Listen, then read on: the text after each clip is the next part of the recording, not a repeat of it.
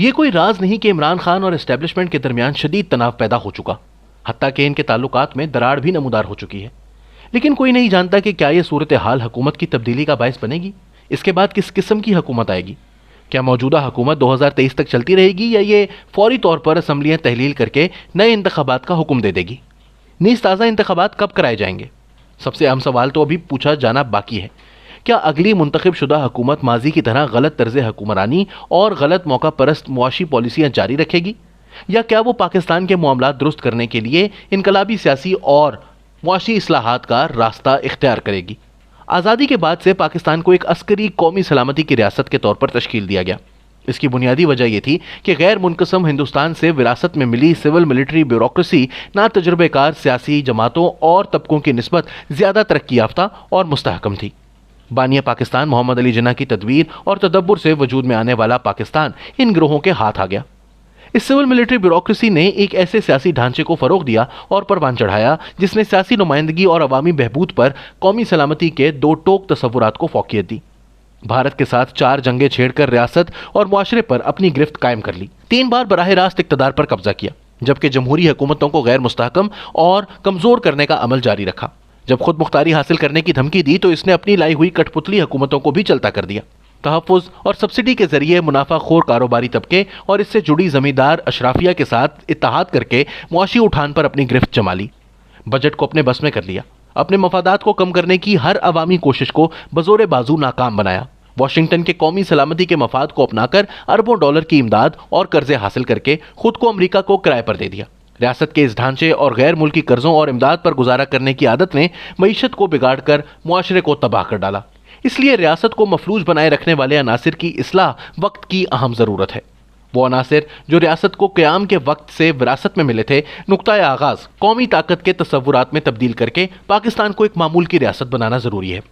اس مقصد کے حصول کے لیے معاشی طاقت اور سیاسی نمائندگی کو فوجی طاقت اور ہائبرڈ حکومت سازی پر فوقیت دینا ہوگی۔ اس سلسلے میں بارش کا پہلا قطرہ ووٹ کو عزت دو کا نعرہ ہے۔ ہمیں اس تحریک کو اس کے منطقی انجام تک پہنچتے دیکھنا چاہیے۔ آزاد اور منصفانہ انتخابات میں عوامی حمایت سے جیتنے والوں کو اقتدار سونپ دیا جائے اور یہ اقتدار حقیقی ہو، محض علامتی نہ ہو۔ اس کے ساتھ ساتھ 2 مزید شرائط کا پورا کیا جانا بھی ضروری ہے۔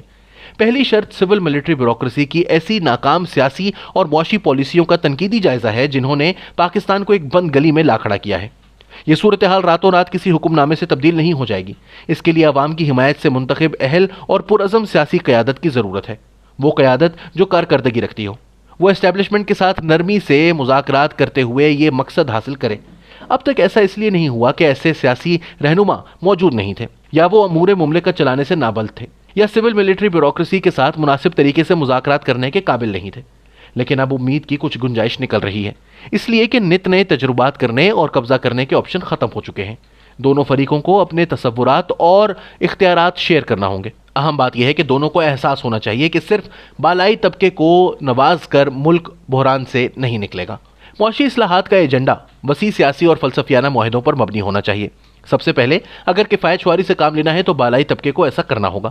جو پہلے ہی بمشکل 2 وقت کی روٹی پوری کر رہے ہیں، انہیں مزید کس کفایت شعاری کے لیے کہا جائے گا؟ اس کا مطلب یہ ہے کہ فوجی اور ترقیاتی بجٹ دونوں عملی طور پر معقول حد کے اندر ہوں۔ سرکاری اور نجی اداروں کے لیے سبسڈیز یا منافع خور عناصر کے لیے خصوصی چھوٹ کا سلسلہ ختم ہونا ہوگا۔ FBR میں اصلاحات کر کے عوامی محصولات میں خاطر خواہ اضافہ کیا جانا پڑے گا۔ اگر ضرورت ہو تو زیادہ ساکھ اور کارکردگی رکھنے والی غیر ملکی ایجنسیوں کو ٹیکس وصولی کی ذمہ داری سونپ دی جائے گی۔ نتائج دینے میں ناکام رہنے والوں کی برآمدی مراعات ختم کر دی جائیں، کیونکہ ان کے نتیجے میں محض کاروباری اشرافیہ ہی فائدہ اٹھاتی ہے۔ چینی کی درآمد آزاد کر کے شوگر انڈسٹری کو اس کے حال پر چھوڑ دیا جائے۔ امدادی قیمتوں کے بجائے مارکیٹ کو فعال بنایا جائے تاکہ زرعی پیداوار کا تعین امدادی قیمت کی بجائے مارکیٹ میں طلب اور رسد کرے۔ زرعی اصلاحات نافذ کی جائیں۔ کاغذ پر کی گئی تقسیم اور کاشتکاری اور حصے پر کاشتکاری کی اصلاح کر کے جاگیرداری کا خاتمہ کیا جائے تاکہ وسیع و عریض جائیدادوں سے بھاری منافع خوری کا سلسلہ بند ہو سکے۔ خوشحال طبقے میں وراثت کی منتقلی پر بھاری ٹیکس عائد کیا جائے۔ 5000 روپے کا نوٹ ختم کیا جائے تاکہ نقد رقوم کی ادائیگی کے ذریعے ٹیکس چوری کو روکا جا سکے۔ اس طرح کے اور بھی بہت سے اقدامات ہیں جن پر غور اور عمل کیا جا سکتا ہے۔ محصولات میں تیزی سے اضافہ ہو تاکہ بین الاقوامی قرضے واپس کیے جا سکیں، کرنسی مستحکم ہو، روزگار کے مواقع پیدا ہوں اور مہنگائی اور غربت میں کمی ہو سکے۔ यकीनन रियासत पाकिस्तान पर कब्जा जमाए रखने वाली सिविल मिलिट्री ब्यूरोक्रेसी और अशराफ से ताल्लुक रखने वाले इसके तहादियों की तरफ से सख्त मुजाहिमत की जाएगी, लेकिन इस रास्ते पर चलने की संजीदा कोशिश के बगैर कोई भी हुकूमत मुल्क को कैंसर की बीमारी से निकालने की उम्मीद नहीं कर सकती। दरियासना मुनासिब समाजी माहौल को शऊरी तौर पर तश्कील दिया जाए और इसे फ़रोग़ दिया जाए ताकि इस तरह के इनकलाबी इक़दामात नतीजा खेज साबित हों। इनमें से सबसे अहम का ताल्लुक आबादी में इजाफे और बुनियाद परस्ती को कम करने से है। पहला मुआशी तरक्की के मुनाफे को खा जाता है, जबकि दूसरा सियासी अमल को गैर मुस्तहकम करता है। मजहबी इंतहा पसंदी गैर मुल्की सरमायाकारी का रास्ता रोकती है और सयाहत और मेहमान नवाजी जैसे आलमी मईशत के सर्विस सेक्टर से फ़ायदा उठाने की इम्कानात को कम करती है। दुनिया में यह सर्विस सेक्टर सबसे ज़्यादा तेज़ी से फैल रहा है।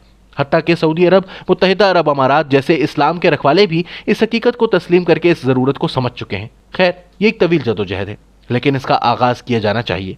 पाकिस्तान को नाकाम होती हुई रियासत बनने और फिसलती ढलवान से नीचे गिरने से बचना है तो ये इस्लाहात नागुज़ीर हैं।